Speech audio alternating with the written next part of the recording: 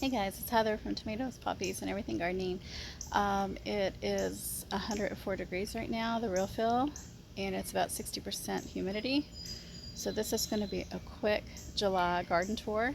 I have not made any garden tours this month officially. I think I have one that's like a homecoming tour, but actually I think that was the end of June. So we are overdue for a garden tour. And today we're going to start with my decks and my greenstalks. So I have a lower deck and an upper deck, and then I have 3 greenstalks, as you can see right behind me. And so I'm going to give you a little tour quickly because it's so hot and let you see how everything's doing. Shot of the upper deck so that you could kind of just get an overview of where I'm heading. So I've got 4 planters of impatiens that are doing beautiful this summer.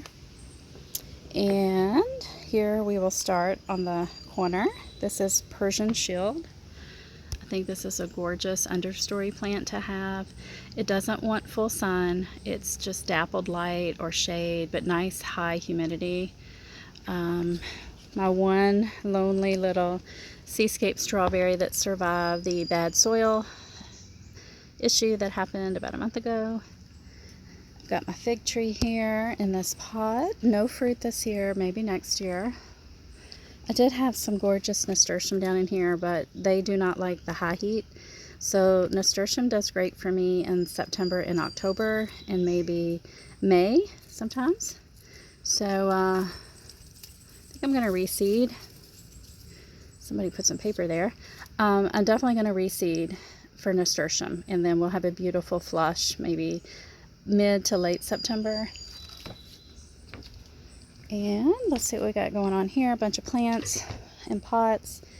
I've got some pineapple sage. These are just babies that I took from the front yard. I had a lot over winter this year, and I had a lot of seedlings. And there's some basil in here too. This is a gypsy pepper, and this is a gypsy pepper. 2 different container sizes just for an experiment. Ginger. This is a lunchbox pepper, and he's doing pretty good. He's starting to get some babies. And then I've just got a hodgepodge of projects and plants back here. I've got some astilbe back there I still need to plant. Some ginger in that blue pot. I've got a cuttings of petunias over there to root, and marigolds, and one, what was it? Fred's tie-dye tomato sucker is rooting in that little pot of water. Some sedums. This is an experiment. It's not going well. I wanted to see if I could germinate some lettuce in this heat, and there are some germinating. Poor little things. If I had just waited another week. I've got, this is another chocolate Tasmania baby, and he's looking gorgeous. And for some weird reason, there's a bunch of babies down there too. I do not remember any like tomatoes dropping. I mean, I don't even think he's put on his first tomato yet. No, he hasn't. So how do I have all these babies? It's a mystery. This has happened with this variety several times, even in my indoor plant, which was really weird. So I transplanted the strawberries from the Greenstalk. These look like they're doing okay, but the ones on the other side, I'll show you in a minute, are not. A rose, white rose that I'm trying to rehab and bring back to life. It does have new growth. It's a pretty rose. So that is the ice plant I got for Mother's Day. It has not flowered yet. These are some snapdragons that I started from seed. I think they're called Chantilly Bronze. Yeah. And then here's my Ace 55 in this pot. I have one out front in full sun, and I have this one back here on the deck in part sun. You can see I broke him like about 2 weeks ago, and I taped him back together. Oh, there it is. Yeah. So he did pretty good. Where is it? Am I not showing it? Well, just look for the green tape. So I did tape him back together, and he survived because that tomato there was part of the breakage, and looks like my taping job worked out pretty good. Definitely going to come out here and pick in a little bit. Okay, so we'll keep moving here. I am sweating. So if you saw my coral bell video, you know that I transplanted some of my heuchera or coral bells.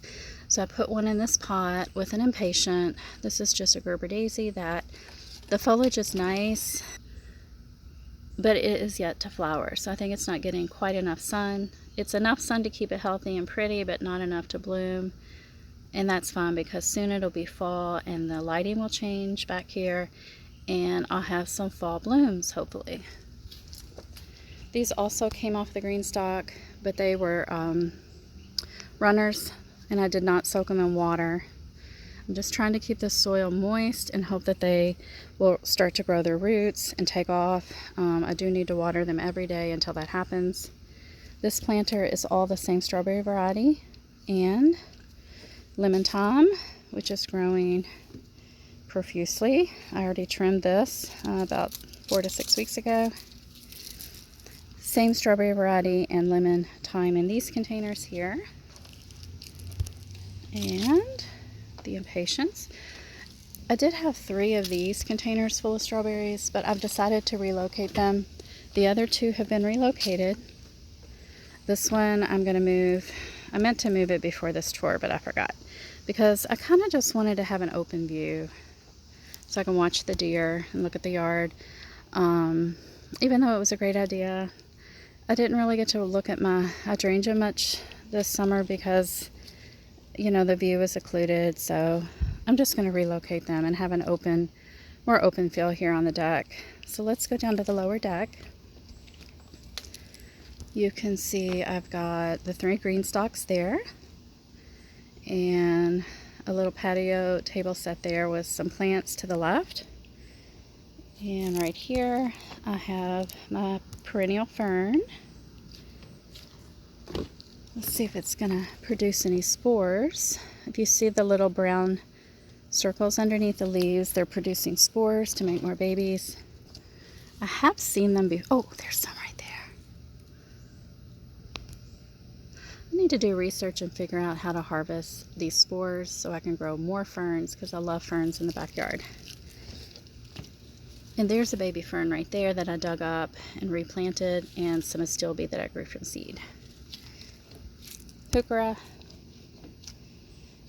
And this little guy here is in quarantine. He is my indoor, Marmalade Plant, and he had spider mites. So I immediately brought him out here about a week and a half ago before it got really hot. And I just kind of put him off to the side.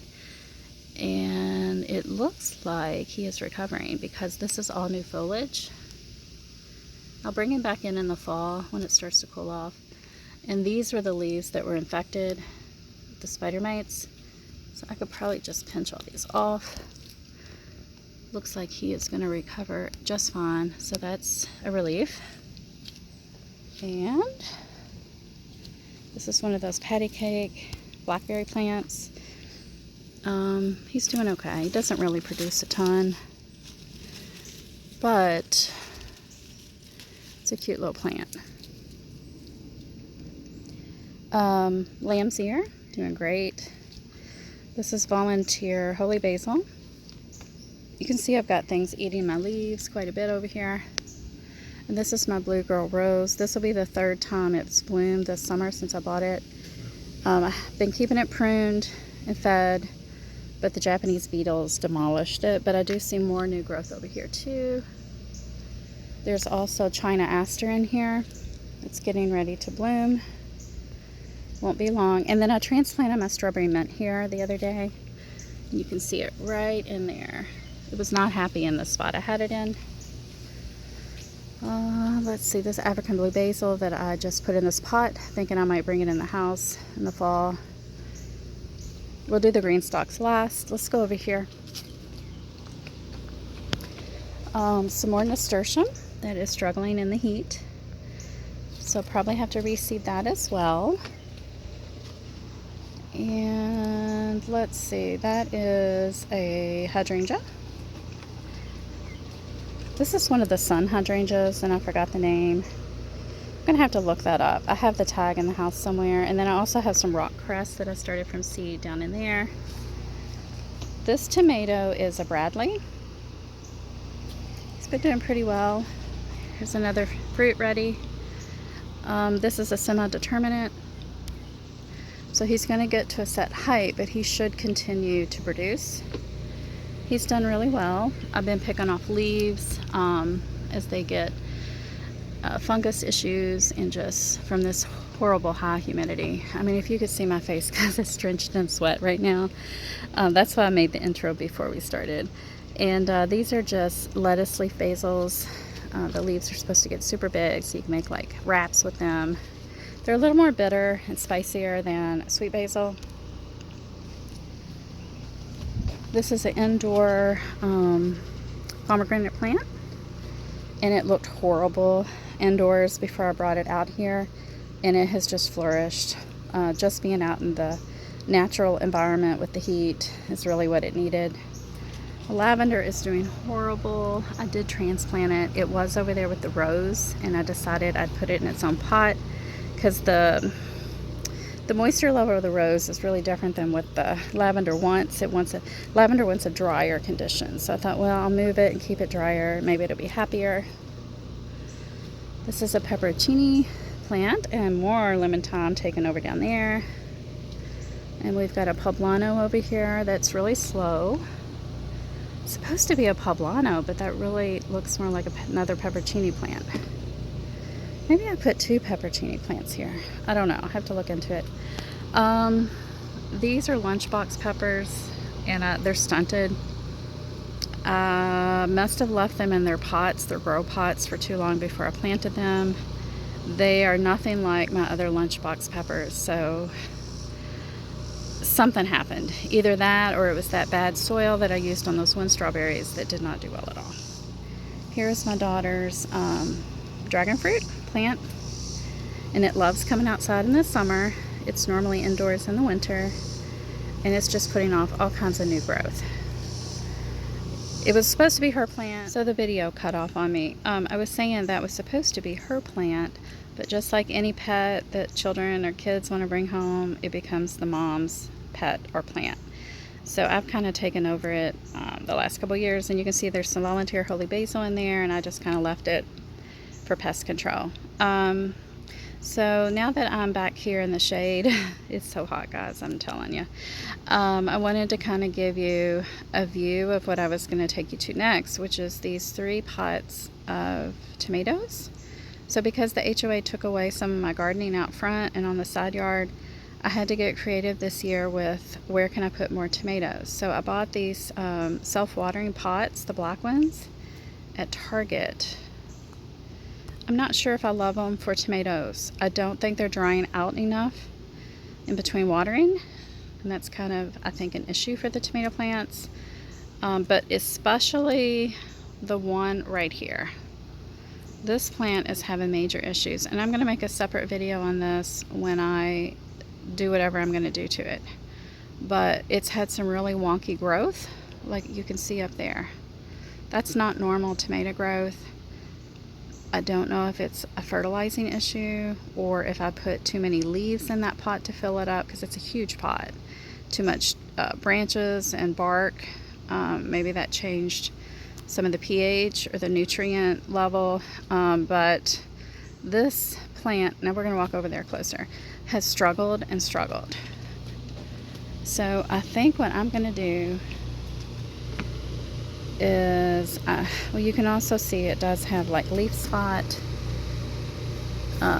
some fungus issues going on, but it never suckered. Like it never developed. Well, there's a sucker there, so I can't say it never did, but a lot of the suckers just were tiny like that.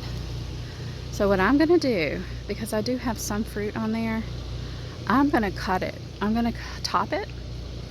And what I'm hoping will happen, because of me topping that weird, wonky, just really weird growth up there, is that it will start to sucker out more and get some more, instead of vertical growth, I'll get more horizontal growth and maybe get some more blossoms and fruit before this plant has just had it for the season.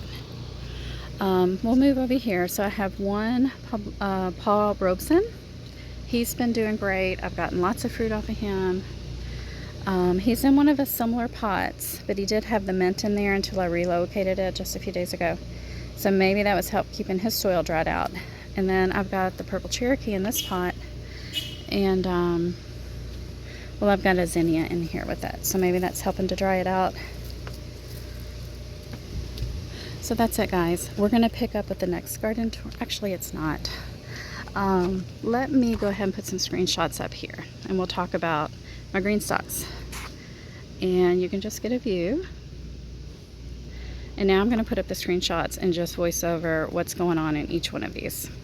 Okay, on my 7-tier leaf, I've got the Little Prince eggplant on top, some sage, and some flamingo celosia, and then I've got a layer of edamame, and then everything below that is just strawberries, which is sure crop, and lemon thyme.